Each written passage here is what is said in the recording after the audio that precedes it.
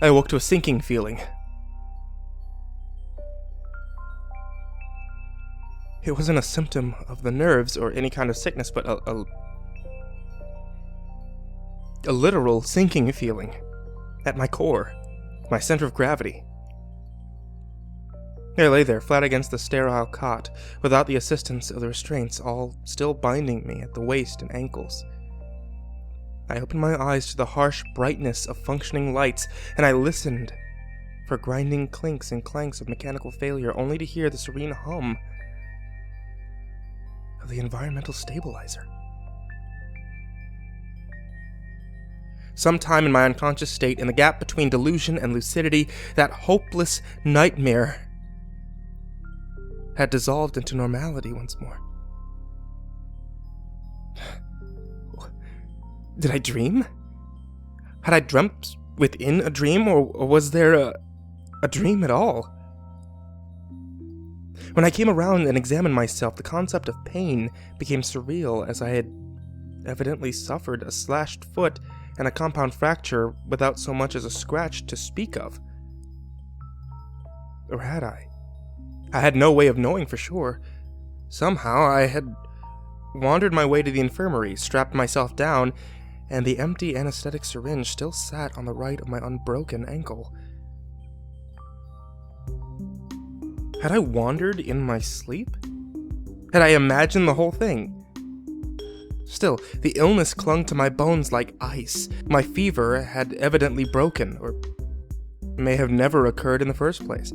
Yet I could still hardly see straight, and felt like I hadn't eaten a solid meal in weeks. In spite of all this, all the confusion and disembodiment, the calendar readout on the far wall attested to a veil of lies. All of the agony and unrest, the days upon days of hunger, illness and hallucinations, all of it occurred in less than 12 hours from the last time I had heard my son's voice over the comlink. Time had once again eluded my grasp.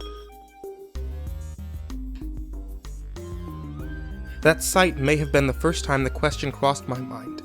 With no one else around, no other perspective to contrast my own. Was there any real line dividing hallucination from reality? If my experience was my own, and only my own, did it truly matter? That was the question that fueled my tenacity for survival during my days of recovery.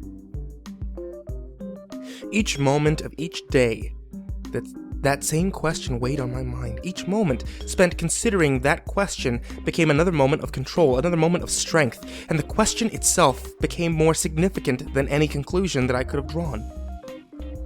Though that isn't to say that I never sought an answer.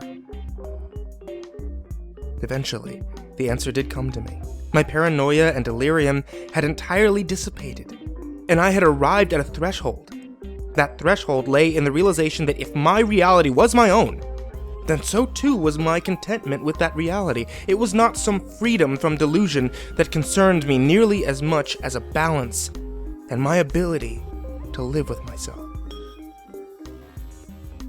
With time and medication, the experience faded into an unpleasant dream, and my health slowly returned.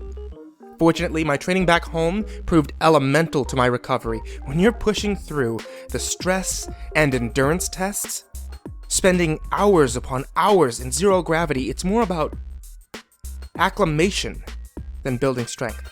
Their body learns to accept weightlessness and to fight through the sickness. Your sense of direction learns to cope without the concepts of north or south, up or down. More to the point, your body learns to heal in an artificial environment, in the false gravity of a centrifuge. Those first few bits of warm food hit a suffering stomach in silent contentment. Those first few tired steps on the treadmill moved me forward with sound mind and clear direction. Those first few minutes of restful sleep brought only comforting darkness, uninterrupted with dreams or nightmares. The days flowed calmly and without obsession. and I slowly settled back into sanity. The physician could tell that it wasn't my first journey into deep space. She said that sickness was no indicator of experience. It happens to everyone. She was of the opinion that recovery time spoke more clearly for someone's proverbial sea legs. She hardly had to attend to me at all, and her visits were short and sweet. Truth be told, for the most part, I nursed myself back to health without her assistance. And as always, James was the first to greet me in the first few waking moments. After I was released, I hadn't so much as made my way to the lockers before the kid came jogging up to my side like a neglected puppy, tail wagging and eyes agleam. Nothing could have told me about how close we were to landing, quite like his sparking enthusiasm. "Glad to see you're on your feet, sir," he exclaimed with a clap on my shoulder. "Lots of us were starting to worry that we'd have to leave you behind." "Don't count me out just yet, kid," I told him. "I left my whole life back on Earth, just like everyone here. I wouldn't miss this party for the world." Apparently, I had recovered just in time, as the recon drones had just finished making their rounds and were about to begin preparation for the first expedition. Captain Beck had made do with the intern helmsman.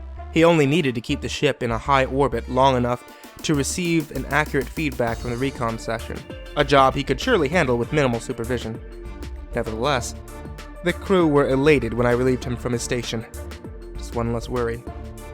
In the coming days, they'd be needing a more experienced hand to guide the descent into low orbit, and not long after, landing. The crew were awaiting their orders before I even took the helm, and the captain was more than ready to convey them. At last, we reached the end of the transit, and our kind would take the first steps on the surface of what would hopefully become our new home.